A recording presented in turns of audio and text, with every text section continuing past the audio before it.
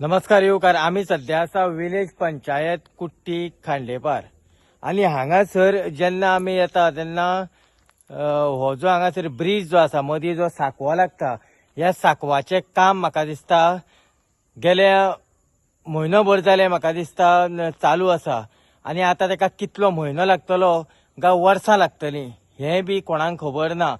कारण हें काम जर पळयलें चलता तें आसत जाल्यार मुयेची चाल सुद्धा जी आसा ही फास्ट आसतली पूण हे कामाची जी गती जी आसा ही इतल्या स्लो आसा.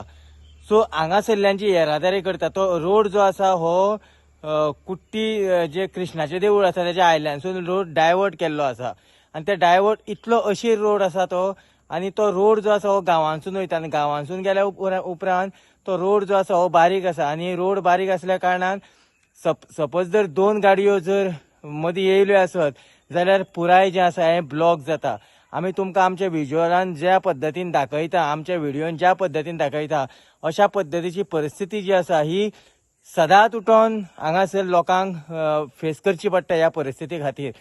सो हो जो कोण कॉन्ट्रॅक्टर आसा जावं PWD येई जेई हांकां एक तर हांगा हाडून रातभर काम करपाक लावचें. कारण हो जो आसा हो काम जे आसा इतलें स्लो चल्लेलें आसा आणि एक जो वेळ एईचेर जो वेळ बरी बसना जेईचेर जो वेळ बरी बसना तो वेळ ही कामां जी आसा ही अशाच गतीन चलतली. त्या खातीर लोकांची मागणी आसा बेगींतल्या बेगीन हे काम जे आसा हे सुरळीत करचें आणि लोकांक खंय तरी मातसो आदार दिवचो. पळयत रावात. हांव दिनेश नायक.